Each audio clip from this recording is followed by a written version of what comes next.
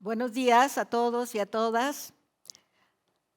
Me pidieron hablar sobre inclusión financiera y pensé mucho cómo, cómo transmitir a un público especialista en tecnología la importancia de la inclusión financiera.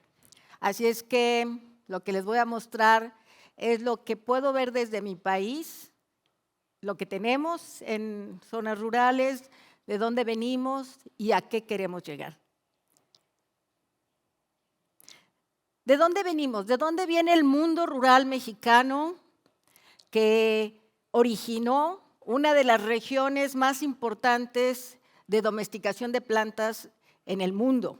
Somos la región de Mesoamérica, la sexta región más biodiversa del mundo y que produjo alimentos para todo el planeta. De una pequeña planta silvestre llamada teocintle, el trabajo campesino e indígena de nuestra región produjo una de las plantas más maravillosas del mundo, transformándola de una pequeña espiga con 12 granos a lo que hoy se conoce como maíz, que son mazorcas de más de 360 granos. Eso fue gracias a que los cazadores y recolectores de esta región, con su experimentación, observación, lograron desarrollar hace 9,000 años lo que se llama maíz y que es la base de nuestra civilización o de nuestras civilizaciones, porque son muchas civilizaciones las que se desarrollaron en Mesoamérica.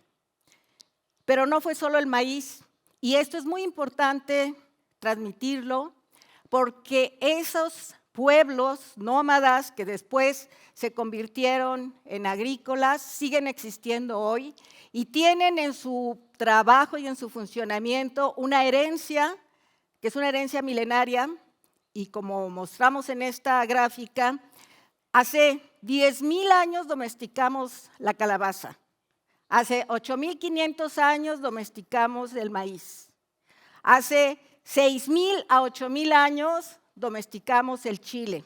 Y así les puedo decir un conjunto de plantas que hoy alimentan el planeta. Y esto es trabajo campesino. De esta experiencia milenaria surgió la agricultura de Mesoamérica, que es una agricultura digital porque se hace con las manos desde hace miles de años. Y creó lo que se llama Mesoamérica, que es una región biodiversa donde las civilizaciones y la gente tuvo intercambios y compartió el desarrollo de esta agricultura naciente. ¿Por qué empiezo con esto? Porque eso explica de dónde venimos y por qué nuestros pueblos son biodiversos y pluriactivos. Vamos a explicar qué significa eso. Cada año, 4,5 millones de campesinos en México con sus manos cosechan el maíz, las mazorcas, como se ve en esta fotografía, seleccionan las mejores semillas y las guardan para sembrar el siguiente año. Es el banco de germoplasma más gigantesco del planeta para maíz. Y este banco de germoplasma está basado en una enorme diversidad cultural. En México tenemos 68 pueblos indígenas que más o menos significan 12,5 millones de personas que hablan 11 grupos lingüísticos distintos con 364 dialectos. La biodiversidad está vinculada a la diversidad cultural y sobre todo la diversidad lingüística. Y es muy importante que sepan esto porque en todo el planeta los pueblos indígenas gestionamos el 85% de la biodiversidad. Es decir, si un día estos pueblos desaparecieran, la biodiversidad del planeta desaparecería. Y eso es algo importantísimo a conocer por los tecnólogos. Solamente en flora, 23% de la flora que hay en mi país, que son más de 5,000 especies, tienen usos concretos, domésticos, generalmente medicinales. 4,000 de estas especies tienen un destino médico. Y esto se puede perder si en algún momento campesinos o indígenas desaparecen. Hace unas semanas o meses nos enteramos que el Premio Nobel de Economía este año se dio a una investigadora de la Universidad de Harvard. ¿Y saben por qué se lo dieron? Porque estudiando 200 años de historia económica de los Estados Unidos, analizó en qué momento se cerró la brecha laboral entre hombres y mujeres. Y eso fue el momento en que apareció la píldora anticonceptiva, porque las mujeres pudieron decidir en qué momento tener el primer hijo. ¿Y saben de dónde viene la píldora anticonceptiva? Seguro que no lo saben. Viene de México, de una planta que se llama barbasco, que en los años 50 generó el boom.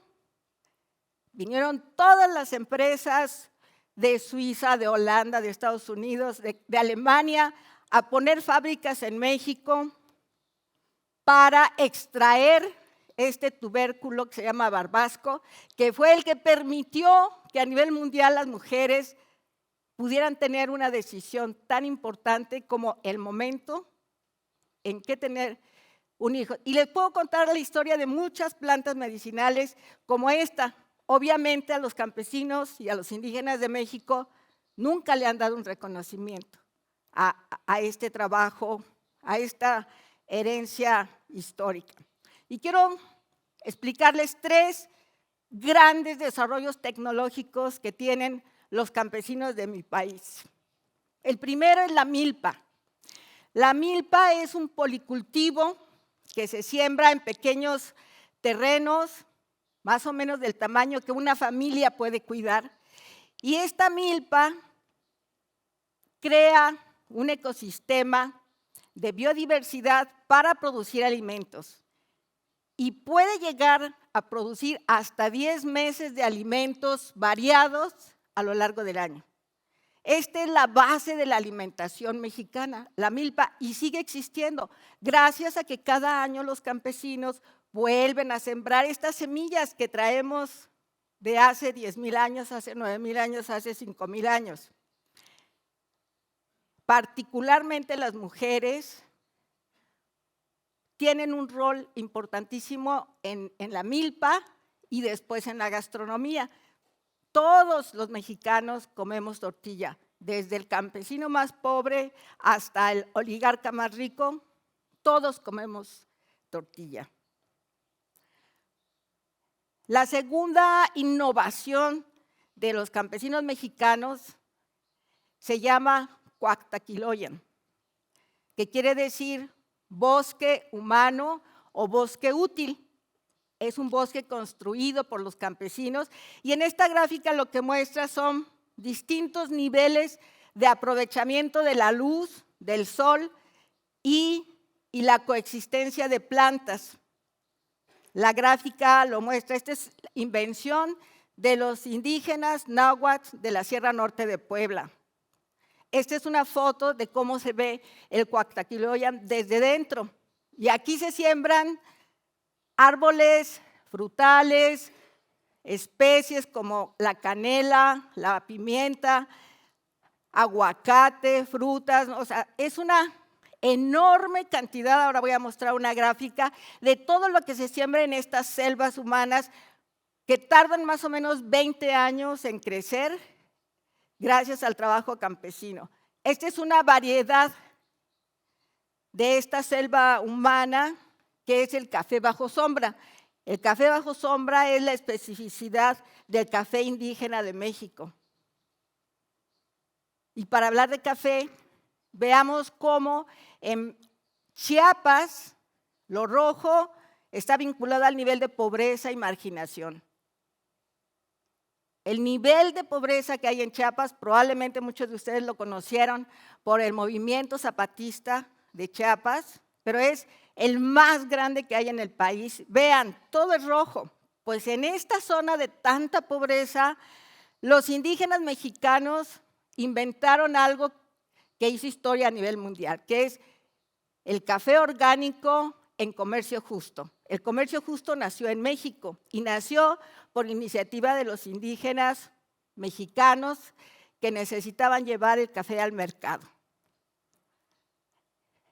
Con estos 3 inventos y tecnologías campesinas, la pregunta es, ¿por qué microbancos?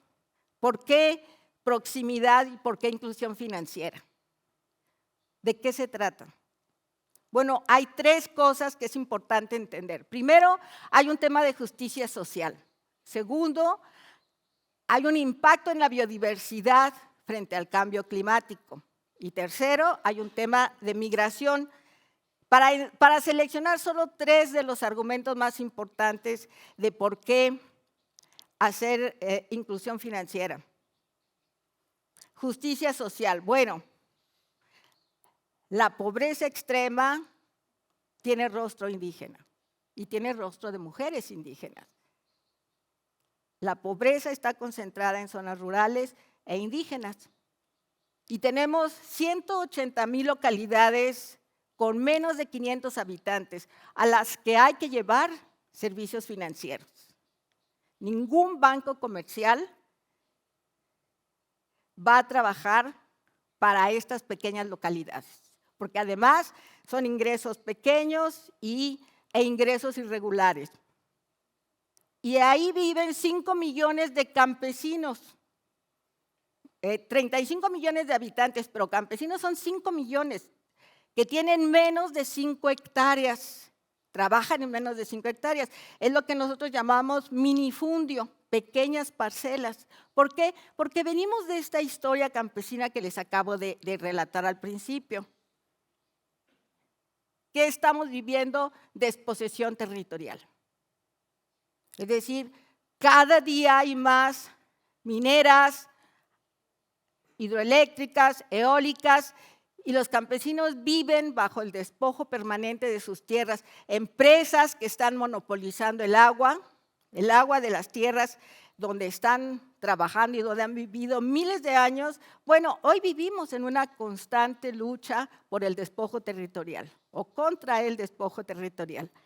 Y la cultura, la diversidad cultural está en extinción. En los últimos 100 años han desaparecido 2/3 partes de la diversidad cultural y lingüística de México y se estima que si no hay cambios en los próximos 100 años desaparecerá el 100% de los grupos indígenas. Entonces, en este marco estamos trabajando en inclusión financiera, pero inclusión financiera para economías pluriactivas en donde, por ejemplo, café. 550,000 productores producen café en mi país. Pero vean, este es el resumen de la manera en que se insertan esos productores de café en el mercado. Y es un resumen basado en la tasa de café. ¿Cuánto de lo que ustedes pagan en Starbucks por un café le llega al productor?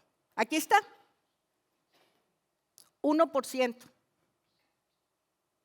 3% se lo queda el torrefactor, pero el 96% del ingreso se lo quedan las cafeterías, la industria de las cafeterías. ¿Eso es justo? ¿Eso es sostenible? ¿Podemos mantener biodiversidad con este modelo económico? Y así como está esto, podemos ponerlo en múltiples productos y recursos naturales a nivel global. Esos son los campesinos con los que trabajamos la producción de café orgánico. Son increíblemente organizados, pequeños, pero tienen todos los niveles y las etapas del café orgánico perfectamente controlados y aprendieron, gracias al precio de mercado, que la paciencia, el orden llevada al mercado tiene éxito. Pero este año el café costó 5 pesos el kilo. cuando cortarlo cuesta 5 pesos. ¿Dónde está el ingreso del productor? Bueno, servicios financieros. ¿Qué servicios financieros pueden ser rentables en contextos donde las economías campesinas están siendo arrasadas por el mercado, por los monopolios y por inserciones asimétricas en el mercado? La biodiversidad. Es muy importante la biodiversidad vegetal para retener carbono.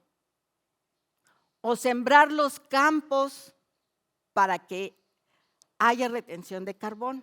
Estrategias de mitigación y estrategias de adaptación. Eso es lo que hacemos cuando financiamos agricultura. Pero si hay migración y no se siembran los campos, la retención de carbono baja y entonces tenemos más contaminación del planeta. Es importante retener a la gente sembrando en las comunidades locales. Por eso llevar créditos tiene una función importante en dinamizar economía local y hacer posible retención de carbono. La transición hacia modelos sostenibles. Ustedes saben que ha habido siglos de revolución verde o de tratar de productividad al máximo y hemos dañado suelos y tierras y mantos freáticos.